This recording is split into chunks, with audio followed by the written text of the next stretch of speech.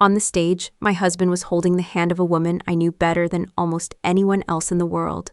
She was the woman who had slept on the living room floor beside me after I lost my first baby, because she refused to let me grieve alone.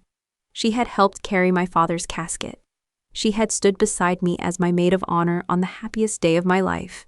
She knew every fear I had ever confessed, every secret I had trusted someone else to keep, every late-night conversation whispered through tears, believing I was safe. And on that night, she used every one of those memories as a weapon against me, in front of more than 500 people, surgeons, nurses, donors, board members, reporters, elected officials, and our own family. She stood proudly beside my husband while he announced that they were engaged. Then he looked directly at me and declared that our divorce was almost final, that I would soon be leaving the hospital system I had spent 20 years building, and that it was finally time for the organization to have a new first lady. She smiled as though she had earned the place I had spent a lifetime protecting. Then she leaned toward the microphone and said, "A healthcare leader needs a heart, not just spreadsheets." Every camera in the ballroom turned toward me. They expected tears, they expected anger. They expected the woman they had spent months erasing from her own legacy to collapse in front of the people she had devoted her life to serving. Instead, I rose from my chair, looked toward the audio booth, and said only one sentence. "Please keep every microphone in this room live." That was the exact moment my husband stopped smiling. My name is Victoria Hale. I am 42 years old, and for the last 20 years, my life has revolved around one simple promise my father asked me to make before he died: build something that still serves people after we're gone. That promise became Hale Medical Network. Today, it includes 12 hospitals, dozens of specialty clinics, and thousands of employees across 3 states. Reporters often called it one of the fastest-growing nonprofit healthcare systems in the country. Patients knew our logo. Politicians wanted photographs in our children's wing. Donors loved putting their names on new buildings. Very few people knew my face. That was always by choice. I preferred walking through a pediatric ward at 6 in the morning with a paper cup of coffee, asking exhausted nurses what they actually needed instead of posing for magazine covers. I knew the names of janitors, cafeteria workers, and volunteers. Every Christmas Eve, I spent dinner delivering gifts to children who couldn't leave the oncology unit. My office overlooked the emergency entrance because I wanted to remember who the hospital truly belonged to. Patients, not executives, not board members, certainly not television cameras. My husband, Adrian, was the complete opposite. At 45, he could walk into a ballroom full of strangers and have everyone believing he was born to lead. He loved interviews, charity galas, designer tuxedos, and standing beneath bright lights while cameras flashed. He had an extraordinary gift for making people feel inspired. It was one of the reasons I promoted him from Director of Operations to Chief Executive Officer 7 years after we married. I believed I was giving the hospital system the public voice it deserved. I never imagined I was also handing someone else the microphone that would one day be used against me. Then there was Lauren Pierce. If you had asked me 4 months earlier to describe her, I would have called her the closest thing I had to a sister. We met during our freshman year at Northwestern University. When my father died from pancreatic cancer, Lauren never left my side through the funeral. She helped carry flowers, welcomed relatives I was too numb to greet, and stood beside me when we buried the only parent I had left. Years later, after I lost my first pregnancy, she refused to let me spend the night alone. She spread a blanket across my living room floor and stayed there until sunrise, making tea I never drank and pretending terrible movies were funny enough to distract me from the silence. When Adrian and I married, she stood beside me wearing pale blue as my maid of honor. She knew which song reminded me of my father, which anniversary I always forgot until it hurt, which drawer held the ultrasound photograph I could never throw away. She knew every fracture inside me because I had trusted her with every one of them. Looking back now, I realize betrayal rarely begins with lies. It begins with access. The first crack appeared on an ordinary Tuesday evening. Rain tapped softly against the windows of my office while I stayed late reviewing budgets for a new trauma center. Adrian had already gone home, telling me he was exhausted after media interviews, promoting the upcoming National Healthcare Foundation Gala, celebrating our 20th anniversary. A notification appeared on my laptop. National Gala Presentation, Final V8. Lauren had sent it. I assumed she wanted my final approval before production. The first 20 slides looked exactly as expected. Children receiving treatment, doctors performing surgeries, volunteers, research milestones, new facilities. Except for one detail. Every milestone that should have included my father's name had quietly disappeared. And every achievement now seemed to begin with Adrian. I frowned but kept scrolling. Lauren had spent years telling me that donors preferred one recognizable public face instead of complicated organizational history. I had never enjoyed publicity anyway, so I let small changes pass. Until my cursor drifted over a tiny yellow comment icon hidden beside slide 32. I clicked it. One sentence appeared. Adrian proposes here. Pause for applause. Camera 3 stays on Victoria's reaction before security approaches. I read it once, then again. The room around me became impossibly quiet. Slowly, I opened the hidden slides that weren't meant to be shown during rehearsal. The first image stopped my breathing. Adrian and Lauren stood together on a private beach at sunset. His forehead rested gently against hers. She was wearing a diamond ring. Beneath the photograph was the headline prepared for the media. CEO Adrian Hale and Communications Director Lauren Pierce announced their engagement while unveiling a new era of leadership. The next hidden slide was worse. Victoria Hale will transition away from executive leadership following the completion of divorce proceedings.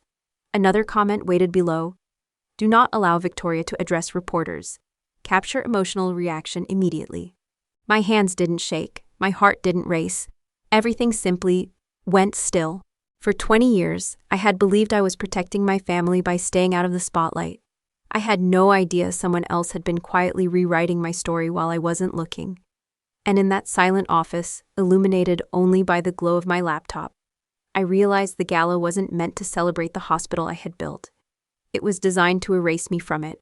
I closed the presentation without making a sound. For almost a full minute, I simply sat there, listening to the rain strike the windows outside my office. People imagine betrayal arrives like an explosion. It doesn't. Sometimes it arrives as a document with the wrong attachment. I didn't call Adrian. I didn't call Lauren. Instead, I copied every version of the presentation onto an encrypted drive before either of them realized what had happened. Then I called David Sinclair, the attorney who had helped my father establish the legal structure of Hale Medical Network years before I became its president. He answered on the second ring. Victoria? I need you to preserve something before two very careless people realize they've made a mistake. Within 30 minutes, the presentation history, internal comments, edit logs, and email records were placed under legal preservation. Only then did I allow myself to keep reading. There were 36 saved versions of the gala presentation. Each revision revealed another layer of the life they had been building behind my back. Earlier drafts still referred to me as the founder of the hospital system. Later versions quietly changed the wording. Founder became early benefactor, then longtime supporter. Finally, my name disappeared almost entirely. It wasn't just history they were rewriting, it was ownership. I opened another folder Lauren had accidentally included in the shared workspace. Its title made my stomach tighten. Pressure points. Inside were folders organized with clinical precision. Father, miscarriage, work obsession, marriage, infertility. I clicked the first one. My chest tightened. There, neatly organized in bullet points, were memories I had shared with only one person. The night I admitted I still blamed myself for not spending enough time with my father before cancer took him. The mornings I confessed that Mother's Day was harder than Christmas, because it reminded me of the child I never held. The evenings I wondered if Adrian no longer looked at me the way he once had, beside each memory. Lauren had written communication notes. Avoid mentioning father unless emotional response is needed. If questioned by press, reinforce narrative that Victoria withdrew after infertility struggles. Describe her as emotionally exhausted but respected. Present Adrian as compassionate caretaker. My vision blurred, not because I couldn't read, because I suddenly understood that every conversation we'd had during the last 2 years had never truly ended. She had been collecting them, cataloging them, saving them for the exact moment they would hurt the most. One folder contained voice recordings. I recognized my own voice immediately. It was the night after my miscarriage. I was crying so hard I could barely breathe. Lauren kept telling me everything would be okay, that she would always protect me. I stopped the recording after 30 seconds. I couldn't bear hearing the woman I used to be. Then I noticed another file beneath it. Wardrobe, Gala, final. Against every instinct, I opened it. Lauren's silver evening gown, approved. Diamond earrings, approved. Matching bracelet, approved. Every item had a handwritten note beside it. Gift from Victoria, birthday. Gift from Victoria, Paris fundraising trip. Gift from Victoria, Christmas. The earrings. I had bought them after Lauren received a promotion, the bracelet. My father had helped me choose it before he died. The silver gown. I had stood beside her in a fitting room 3 weeks earlier, while she asked whether the color made her look washed out. I remembered smiling. "It looks beautiful on you," I'd said. She had thanked me. Now I realized she wasn't asking for fashion advice. She was choosing what she would wear while helping destroy my marriage. For the first time that night, I cried. Not loudly, not dramatically, just quietly. The tears came without permission. I rested my forehead against my folded hands and let 20 years of friendship break apart in absolute silence. No one saw me, no cameras, no audience, no sympathy. Just one woman grieving 2 different losses at the same time. When the tears finally stopped, I walked into the private restroom beside my office. I washed my face with cold water, looked into the mirror. The woman staring back looked exhausted, older than 42, but she didn't look defeated. I remembered something my father used to say whenever negotiations turned ugly. When people underestimate you, don't interrupt them. Let them finish showing you exactly who they are. I smiled for the first time that evening. It wasn't because I felt better. It was because I finally understood the game. This had never been about love. Adrian wasn't leaving because he had fallen for Lauren. Lauren wasn't betraying me because she wanted my husband. The affair was simply the easiest way to take everything else. My marriage, my reputation, my hospital, my father's legacy. If I confronted them now, they would destroy the evidence before sunrise. If I stayed silent, they would keep believing they were winning. And confident people make careless mistakes. I picked up my phone. "David," I said when he answered. "I don't want them stopped." There was a brief silence. "What do you want?" "I want them comfortable." Outside my office window, the rain finally stopped. Inside, the woman who had spent 20 years trying to save her marriage quietly disappeared. The woman who was willing to fight for her father's legacy had just taken her place. The next morning, I behaved exactly as they expected. I made coffee before Adrian came downstairs. I asked whether he had slept well. I reminded him about a meeting with the Children's Cancer Foundation and wished him luck before his television interview. He kissed the top of my head without really looking at me. "You've seemed quieter lately," he said as he adjusted his cufflinks. "I'm just tired." He smiled with visible relief. "I've been telling Lauren the same thing. You need to rest more." For the first time in our marriage. His concern sounded rehearsed, not because he cared, because he needed me to appear fragile. 3 days later, he walked into my office carrying a slim navy folder. "I need 5 minutes." He closed the door behind him and sat across from my desk, with the confidence of a man who believed the difficult part was already over. "Our attorneys think we should sign this before the gala." He slid the folder toward me. Across the cover were the words, "Confidential Marital Privacy Agreement." It sounded harmless, almost thoughtful. I opened the first page. The introduction spoke about protecting our family from media attention. The second page discussed confidentiality. The third mentioned public appearances. Only on the 8th page did the real document finally reveal itself. Buried beneath paragraphs of legal language was a clause stating that I voluntarily agreed to step away from executive responsibilities during our divorce. Another paragraph acknowledged Adrian as the primary architect of Hale Medical Network's public success. Another waived my right to challenge future leadership restructuring. Another restricted my communication with board members, donors, physicians, and senior executives for 6 months. The final pages required me to approve any transition of operational authority deemed necessary by the CEO. It wasn't a privacy agreement. It was a resignation letter disguised as a marriage document. I looked up slowly. "When do you need this?" Adrian leaned back comfortably. "Before the gala would be ideal." "So soon?" "It'll make everything cleaner." "Cleaner." as though 20 years of marriage were simply paperwork waiting to be filed away. I'd like David to review it. For the first time, irritation crossed his face. Victoria, do you really need outside counsel for a confidentiality agreement? I closed the folder. I've never signed anything without reading it. He laughed softly. That's exactly your problem. My problem? You treat trust like a legal negotiation. I held his gaze. And you don't? For a split second, something cold flashed across his face.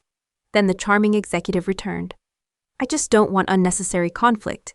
Neither did I, which was why I intended to let him create all of it himself. I'll sign it after the gala, I said. His shoulders relaxed immediately. I knew you'd understand. No, you knew the version of me you thought still existed. He left my office smiling. The moment the door closed, I photographed every page and sent it to David. His reply arrived less than 2 minutes later. Do not sign anything. This is far beyond a divorce agreement. I already knew. But reading those words still made my stomach tighten. The document wasn't designed to end a marriage. It was designed to erase me from the hospital I had built. As if that weren't enough. 2 days later, Margaret Hale invited me to lunch. My mother-in-law had always treated success like a family heirloom. In her mind, wealth belonged naturally to men. Women merely helped decorate it. She greeted me with a practiced smile inside one of the city's oldest private clubs. You look exhausted. I've been working. Exactly. She folded her napkin onto her lap. That's the problem. I said nothing. She continued as though rehearsing a speech she had delivered many times in her imagination. A hospital isn't only about medicine anymore. It's about inspiration, visibility, warmth. I waited. Adrian understands people. Another pause. So does Lauren. There it was, not hidden, not softened. Simply placed between us like another piece of silverware. Lauren, Margaret nodded. She's exactly the kind of woman who belongs beside a healthcare leader. I looked at her quietly. She's my best friend. Sometimes life changes. The words carried no embarrassment, no shame, only certainty. You've always preferred budgets and board meetings. She stirred her tea. But the public wants someone they can love. And you think that's Lauren? I think she's exactly what your husband needs. Not your son, not Adrian, your husband. As though I had already been replaced. She leaned forward. Victoria, don't make this divorce difficult. I wasn't planning to. Take the settlement, she smiled gently. Walk away with your dignity. And the hospital. Adrian built that. For the first time since my father died. Anger rose so quickly I could almost hear my heart beat. I remembered the abandoned community hospital I had purchased with every dollar from selling my first medical software company. I remembered negotiating loans while 7 months pregnant. I remembered sleeping on a cot beside the ICU after a tornado damaged one of our facilities. I remembered my father telling me that a hospital wasn't a business. It was a promise. Adrian hadn't built that promise. He inherited it. Still, I smiled. I'll think about it. Margaret visibly relaxed. I knew you were sensible. She believed she had convinced me. She never realized she had confirmed everything. When lunch ended, she hugged me. I truly hope we can remain family. I hugged her back. So do I. Watching her walk away, I finally understood something. Adrian believed he was stealing my future. Lauren believed she was stealing my life. Margaret believed she was protecting her son's legacy. None of them understood one simple truth. You cannot steal something from the person who still legally owns every foundation beneath it. And because they believed they had already won, they stopped being careful, exactly as I had hoped. By the beginning of the following week, I no longer needed to wonder whether Adrian and Lauren had started their campaign. The campaign had already begun, not with accusations, with sympathy. A trustee called to ask whether I was feeling better. One of our largest donors sent flowers with a handwritten note wishing me peace during this difficult season. An old colleague offered to introduce me to a physician who specialized in stress-related burnout. At first, none of it made sense, until David forwarded me 3 articles that had quietly appeared on healthcare industry websites. Hospital founder reportedly considering early retirement. Sources say Victoria Hale has been stepping back from daily leadership. CEO Adrian Hale expected to lead organization into its next era. No author claimed to know the facts. Every article quoted anonymous insiders. Every sentence carefully suggested the same story. I was exhausted, emotionally overwhelmed, no longer capable of leading. They weren't trying to destroy my reputation. They were replacing it, one gentle rumor at a time. I resisted every instinct to issue a public statement. Instead, I spent my mornings exactly where I had always been, walking the hallways before sunrise, stopping at the pediatric oncology floor, checking in with the nurses, speaking with patients' families, sitting beside elderly volunteers who had served our hospitals longer than some executives had been alive. No cameras followed me, no reporters noticed. That was perfectly fine. Because I wasn't trying to convince the public. I was reminding myself why the hospital existed in the first place. One morning, an elderly man recovering from heart surgery reached for my hand as I prepared to leave his room. "My wife said you built this place," I smiled. "A lot of people built it." He shook his head. "Maybe," his voice was weak. "But people don't stay 20 years because of a building.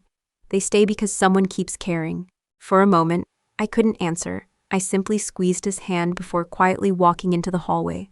Those words stayed with me the entire day. Not because they made me feel stronger, because they reminded me what Adrian could never understand. Leadership wasn't applause, it was responsibility. That afternoon, another blow arrived. Lauren had approved the final commemorative video for the gala. David obtained a preview through Discovery Preservation. I watched every minute. The first hospital, the groundbreaking ceremonies, the children's wing, medical missions, research awards, community clinics. 20 years of history. My father's photograph appeared for less than 2 seconds. Mine appeared only once, in the background, half hidden behind Adrian during a ribbon-cutting ceremony. Even my own employees would have believed he had built everything. I closed my laptop, not because I was angry anymore, because I was tired. For the first time since finding the presentation, I wondered whether silence had been a mistake. Perhaps I should simply expose them now. Perhaps protecting the institution wasn't worth watching my father's legacy disappear piece by piece. A gentle knock interrupted my thoughts. "Come in." Elena Ruiz stepped inside, our chief operating officer. She had worked beside me for 11 years. Unlike Adrian, Elena never entered a room trying to become the most important person in it. She entered trying to solve the problem. She closed the door. "I heard another retirement rumor today." "So did I." She remained standing. "I know you're not retiring." I looked at her carefully. "What makes you so certain?" "Because every morning at 6:15, you're still walking the East Wing before anyone else arrives." I couldn't help smiling. "You noticed." "I notice everything." She hesitated, then lowered her voice. "I don't know what's happening." "You don't have to." "But I know something is." The room fell quiet. Finally, she spoke again. "Victoria, if you decide to stand up, you won't be standing alone."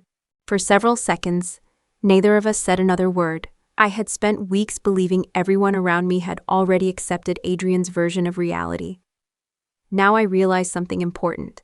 The people who actually kept the hospitals running had been paying attention not to press releases, to actions. Elena reached into her folder. "I brought this." It was a list. Department heads, senior physicians, nursing directors, regional administrators. 37 names. "They've all asked me the same question." She slid the paper toward me. "If something changes, how do we protect the patients? Not the executives, not the board, the patients." My eyes lingered on the list. Every one of those people had spent years putting patients before politics. They weren't asking who would win, they were asking whether the hospitals would survive. I finally looked back at Elena. "They will," she nodded once. "I thought you'd say that." As she reached the door, she paused. "I've worked for a lot of leaders." Then she smiled. "But I've only followed one." After she left, I remained alone in my office for a long time. The rumors hadn't stopped. The media still believed I was quietly disappearing. Adrian still believed the board would eventually follow him. Lauren still believed she controlled the story. For the first time since all of this began, I wasn't thinking about revenge. I was thinking about responsibility. If I failed, thousands of employees would pay for my mistake. If I succeeded, the truth wouldn't just save my father's legacy. It would protect every patient who trusted us with their lives. Outside my office window, the hospital campus continued exactly as it always had. Ambulances arrived. Children laughed in the healing garden. Doctors hurried between buildings. Life never paused for betrayal. Neither would I. The night of the National Healthcare Foundation Gala arrived with the kind of elegance magazines love to photograph. Crystal chandeliers reflected across polished marble floors. A string quartet played softly near the entrance. Television crews moved between donors and politicians. More than 500 guests filled the Grand Regency Ballroom. Hospital trustees, physicians, philanthropists, government officials, patients whose lives had been saved by our hospitals, and employees who had dedicated decades to the organization. Everyone believed they were attending a celebration. Only a handful of us knew they were about to witness an execution. The question was simply, whose? I arrived wearing a simple black silk gown. Lauren noticed it immediately. She crossed the ballroom with the effortless confidence that had once made everyone gravitate toward her. "You changed your dress." "I did. I thought we agreed on gray." "I changed my mind." For the briefest moment, disappointment flickered across her face. Not because she cared what I wore, because black wasn't part of the story she had carefully designed. Gray would have made me look quiet, fragile, ready to disappear. Black made me look like someone who hadn't surrendered. She recovered quickly and kissed my cheek. "You look beautiful. So do you." And she did. The silver gown fit her perfectly. The diamond earrings sparkled beneath the ballroom lights. The bracelet on her wrist caught my attention for just a second. I remembered buying it with my father after she turned 40. He had smiled as the jeweler wrapped it. "Real friendships deserve beautiful gifts," he'd said. I wondered what he would think if he could see her now. Lauren squeezed my hand. "I love you," I smiled politely. "I know." She walked away satisfied. She had no idea those would be the last words she would ever speak to me as my best friend. 20 minutes later, Adrian arrived. Reporters immediately surrounded him. Camera flashes followed every step as though a movie star had entered the room. He embraced donors, shook hands with senators, accepted congratulations before the evening had even begun. When he finally reached me, he kissed my cheek just long enough for photographers to capture the image. "Thank you," he whispered. "For what?" "For making tonight easy." I looked into his eyes. "The night has only just begun." He smiled, misunderstanding the sentence completely. Dinner was served precisely at 7:30. The lights dimmed. A massive screen descended behind the stage. The anniversary film began. 20 years. Compressed into 12 carefully edited minutes. Children leaving the neonatal intensive care unit. Doctors performing groundbreaking surgeries. Families embracing after successful treatments.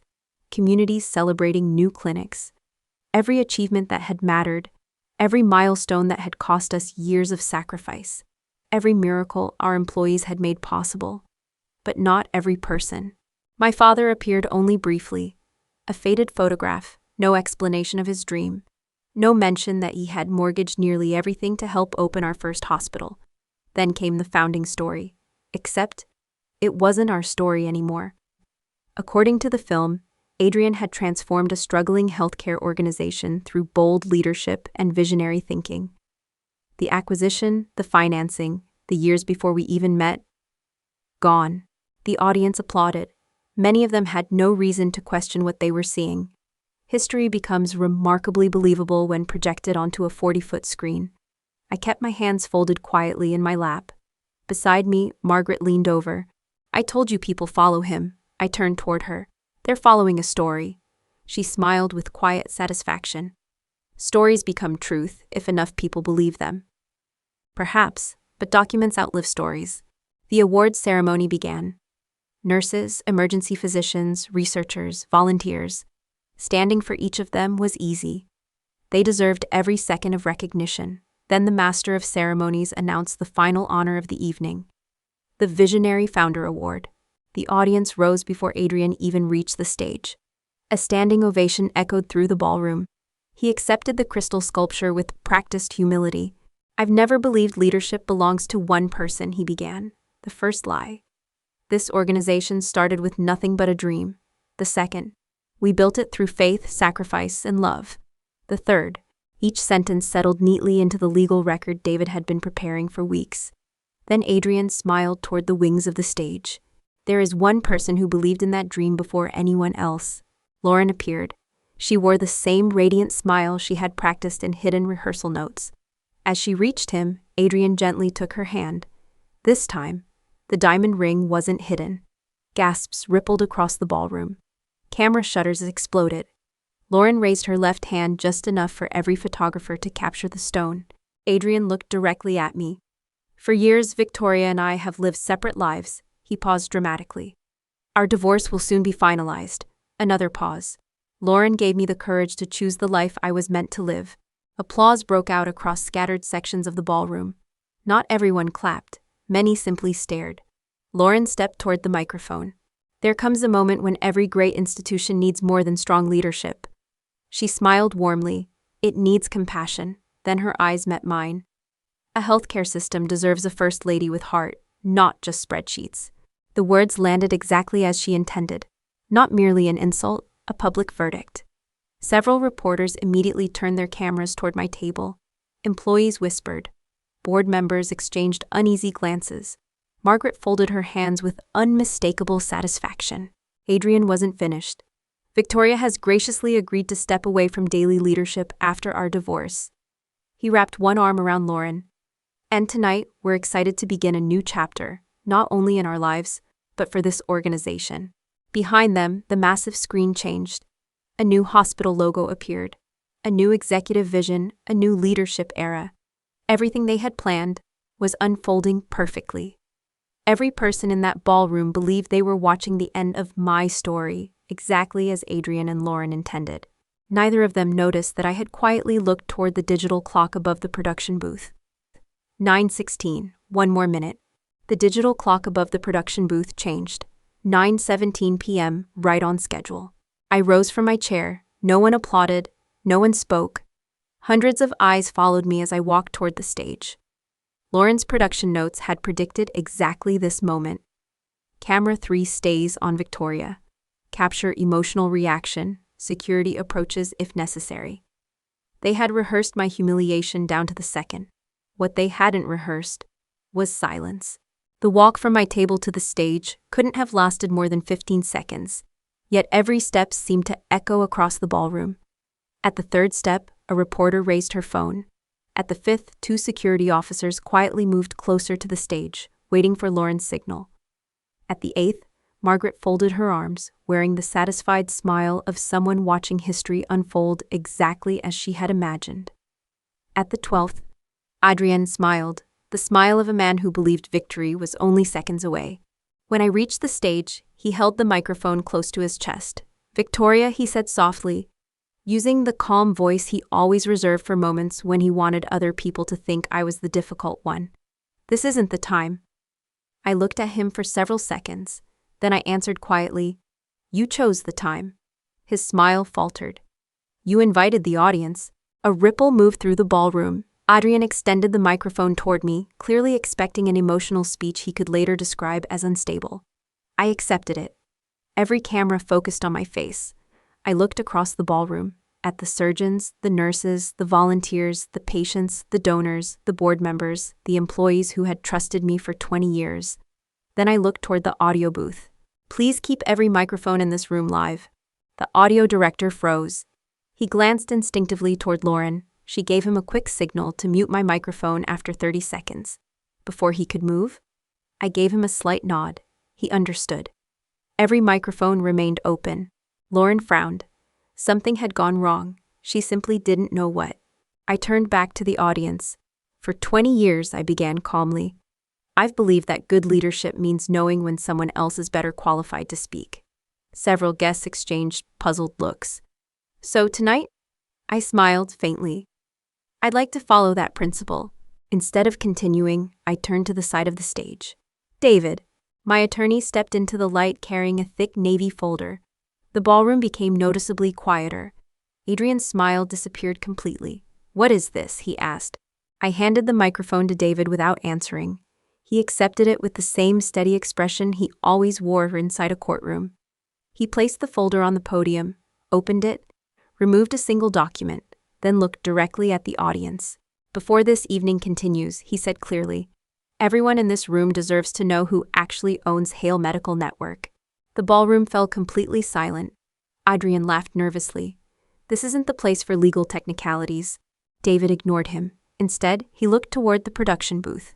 Could you please display Exhibit 1? Lauren reacted instantly. No.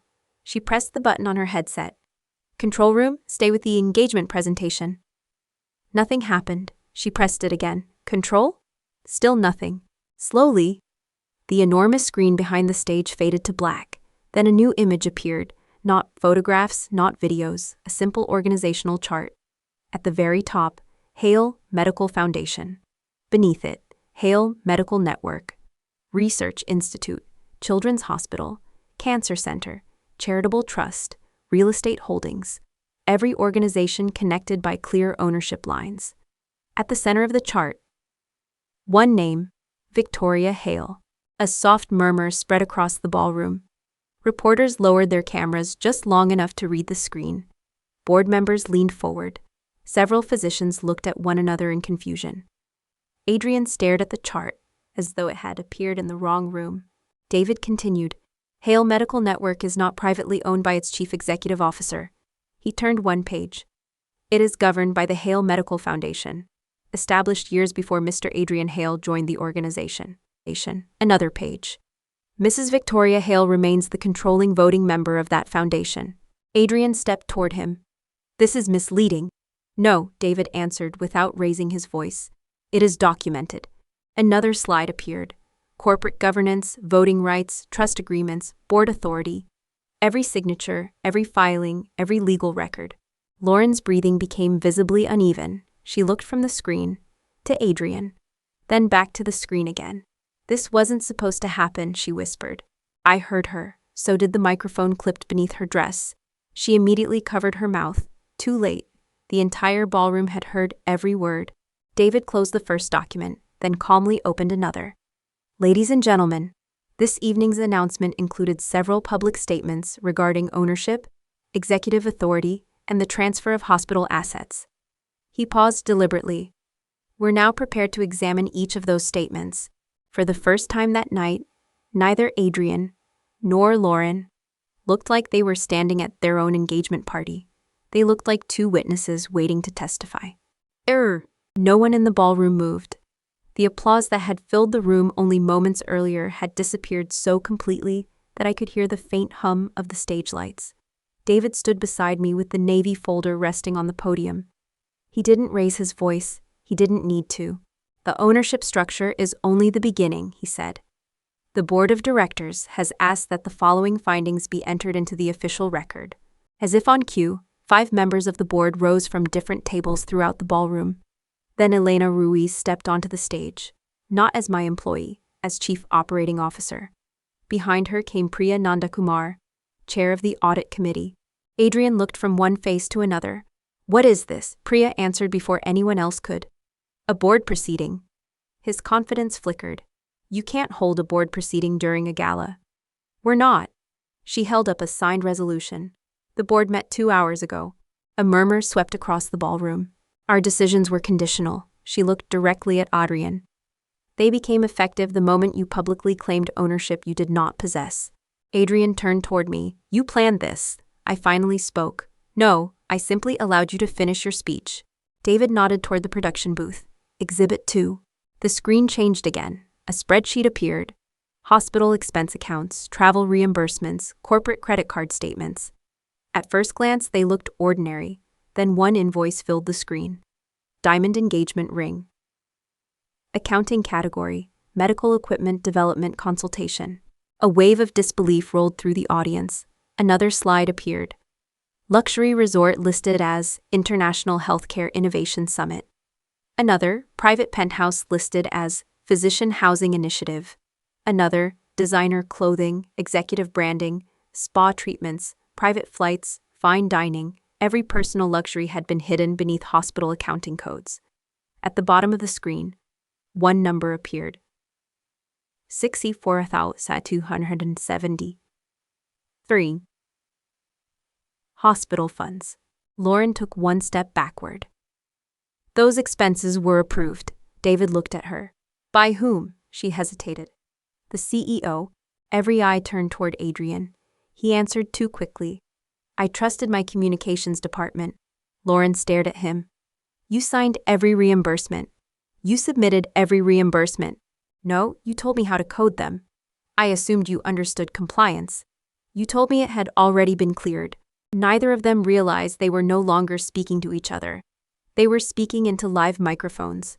Reporters stopped taking photographs. Now, they were typing.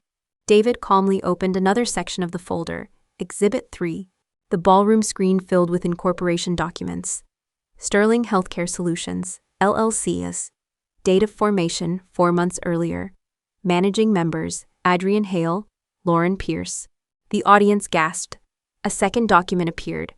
Employment offers sent to senior physicians inside my hospital system. A third. Emails inviting department directors to join the new company immediately after the gala. A fourth. Draft investor presentations promising ownership of hospital technologies that legally belong to the foundation. Adrian shook his head. This was only exploratory. Priya spoke. Then why did you publicly announce the transfer tonight? Silence. Lauren grabbed Adrian's arm. Say something. He pulled away. This isn't the time. She stared at him. You said we'd explain everything together. I said not to panic. You promised me 12% ownership. Adrian's jaw tightened. We'll discuss that later. No, her voice rose. We'll discuss it now. She pointed toward the enormous screen. You told me this hospital would belong to us. It was supposed to. You said Victoria would sign. I expected her to. The room became so quiet that every word landed like broken glass. Lauren's breathing became uneven. You told me the foundation didn't matter. I thought it wouldn't. You said she only owned paperwork. Adrian finally snapped. Because that's what you told me. Lauren stared at him in disbelief. What? You handled the corporate records. You handled the media. You assured me nobody would question the structure.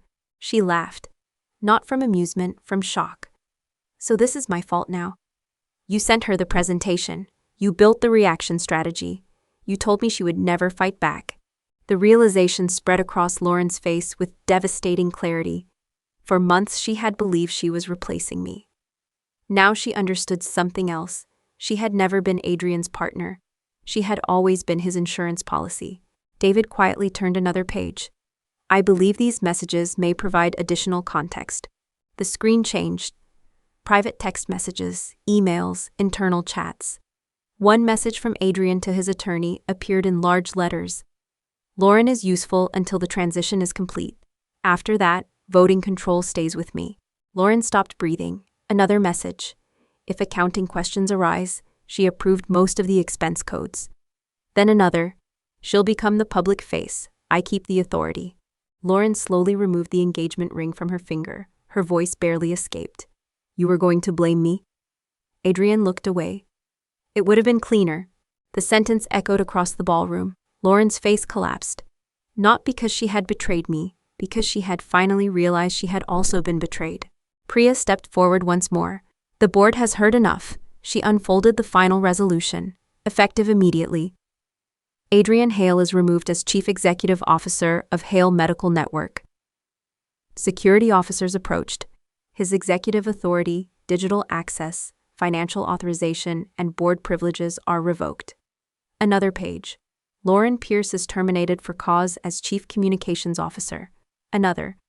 Sterling Healthcare Solutions and all related entities are hereby referred for civil litigation and criminal investigation regarding financial misconduct, attempted diversion of charitable assets, and misuse of hospital resources. Neither of them argued anymore. There was nothing left to say. The evidence had spoken. They had simply confirmed it. Security collected Adrian's access badge, his company phone, his executive credentials. Lauren stood motionless, still holding the engagement ring in her hand. It no longer looked like a promise. It looked like evidence. For several long seconds, no one in the ballroom moved. Then something happened I will never forget. One nurse stood, then another, then an entire table of physicians rose to their feet. Soon every employee in the ballroom was standing, not for me, for the truth. The applause began quietly, then spread across the room until more than 500 people were on their feet. I looked toward the enormous portrait hanging above the ballroom entrance. A photograph of my father taken on the day we opened our very first community hospital. For the first time that night, I smiled. Not because Adrian had lost, not because Lauren had been exposed, but because my father's legacy no longer needed defending. The truth had finally learned how to speak for itself. 3 months later, the headlines had disappeared, television crews had moved on, social media had found a new scandal to chase. But inside Hale Medical Network, life continued exactly as it should. Children were still being born in our maternity wards. Cancer patients still rang the bell after finishing chemotherapy. Emergency physicians still ran toward ambulances instead of away from them. The people who mattered had never cared about the gala. They cared whether someone would be there when their family needed help. The board appointed Elena Ruiz as interim chief executive officer while a national search was conducted.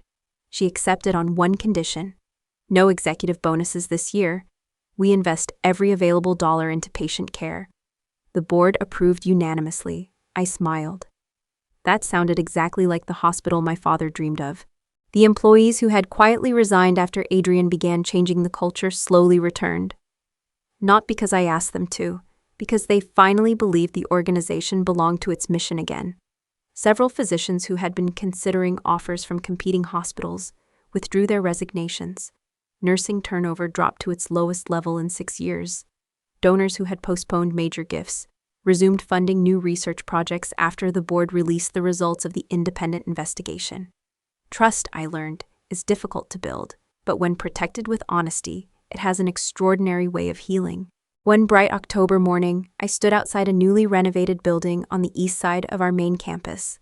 Above the entrance hung a simple bronze sign: the Richard Hale Center for Community Care. My father's name, exactly where it had always belonged. The center provided completely free preventive care, mental health counseling, and chronic disease management for families who could not afford treatment. It wasn't the largest building we had ever opened.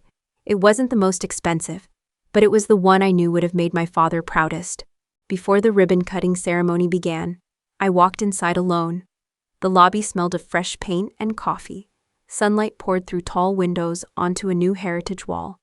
For years, the first photograph of our hospital had been removed from public displays.